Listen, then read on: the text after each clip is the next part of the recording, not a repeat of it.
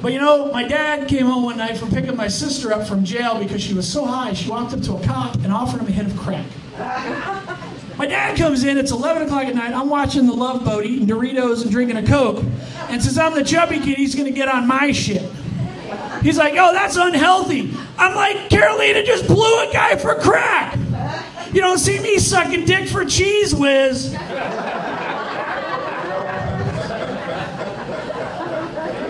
I'm proud to say that this week marks a milestone for me. I just hit 11 months cancer-free.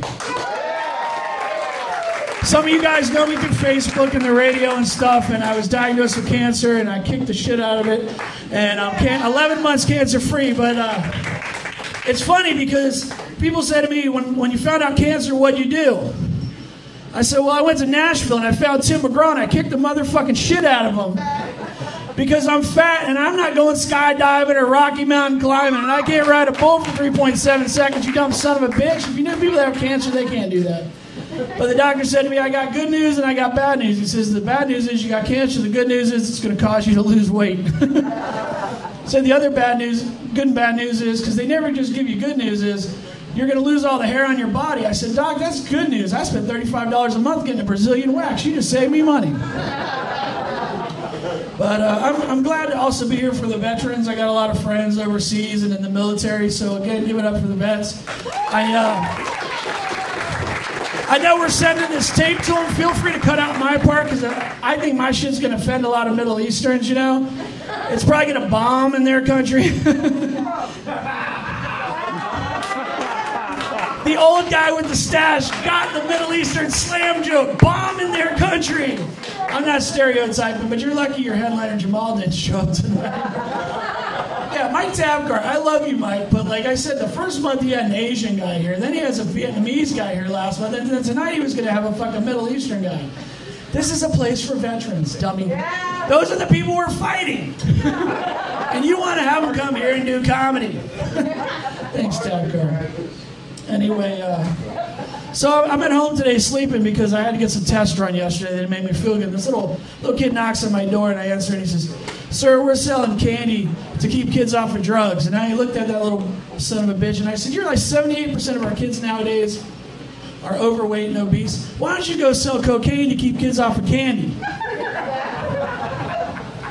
You like cocaine? Is that why you keep going like that? No, I don't have a cocaine habit. I don't have a cocaine habit. My friend has asked him out, and I like to do a bump up for cooch.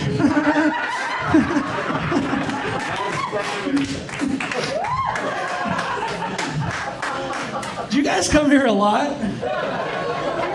You do now? That was like a double entendre. Do you come here a lot?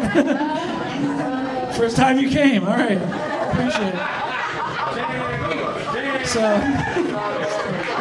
I feel so loose tonight. I'm just having fun, celebrating with the vets. Anyway, a lot of you ladies I know, especially Tammy, you know, her camel toe's getting all moist, looking at me. She's like I said, he's divorced. Maybe I can chance a fucking later. Maybe I can lick his ass balls and all that stuff to ask him out. But I am remarried. I got a great wife.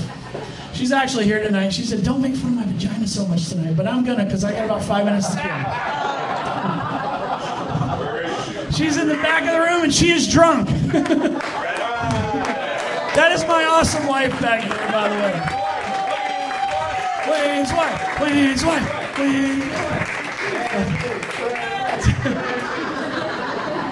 Anyway, my wife's awesome. She came home the other day from hanging out with some of her girlfriends, and she's going through a midlife crisis. She says, honey, I'm going to vajazzle my vajayjay. For those of you that don't know what the vajayjay is, that's the vagina, or as I like to call it, the thing that keeps us from punching a woman in the face when she doesn't shut up during Monday Night Football. Also known as the trap, because it gets us to do shit we wouldn't do before. Thanks to my wife's vagina, the other day I actually watched 7.5 hours of Oprah's new network, The O. Yeah, fucking lesbians don't watch that much, do they, Tammy? Kidding, you're not a lesbian, you're bisexual. But what vajazzling is they do stuff like they shave it, they put little knickknacks on it, they make it pretty. You know, I said, honey, I don't care what you do with it, but maybe you should put a mint down there so when I'm done eating it, I got fresh breath. Maybe one of those little Chinese spare ribs, some mashed potatoes, some asparagus. She's laughing too hard. What have you done to your vagina lately? What does she do? Are you guys together or are you just fucking? Are you together or are you just fucking? What does she do to her vagina? Little American flag to honor the vets. She just caught on to that. I'm picking on her friend. Yes, there's more people beside you two. I'm going to fuck with the whole damn crowd tonight. We want Tammy. But, all right, everybody get off Tammy. No, I mean it, get off Tammy. My wife is here. I wouldn't get on Tammy. Even if my wife isn't here, I'm married. I'm a loyal husband. But anyway, back to my wife's vagina. She vajazzled it, and she come out of the bathroom, and she's from the South, so she had shaved it like a mullet. It was all business in the front, party in the back. She put some of those little Wile E. Coyote mud flaps on it. We had sex, and Leonard Skinner came out, started playing. Clit threw up a lighter. It was awesome.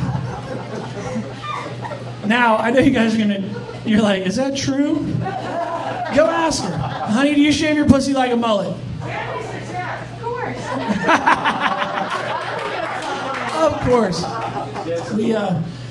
We just celebrated 3 years of happy marriage. We've been together actually 3.5. But we went car shopping because I've been driving a white cargo van, which is the #1 vehicle amongst pedophiles. And now that I'm married, I don't need a date. You drive one too? Fucking Canadian pedophile, yes, thank you. And we're at this car dealership. I said, I'm looking for a used car. And the guy says to me, he says, sir, we don't call them used cars anymore. They're previously enjoyed vehicles. So I look at my wife, and I realize at that point, I have a previously enjoyed wife. I don't know how many people have tested the car, how many people have driven it, how many people have touched the airbags. The other night she was sleeping, so I just put a piece of cardboard under her to make sure she wasn't leaking.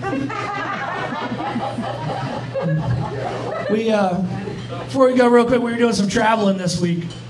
Went to North Carolina. We were actually there during the earthquake, and this, I swear to the Lord above and on all the Vietnam veterans' lives in here, that this is a true story.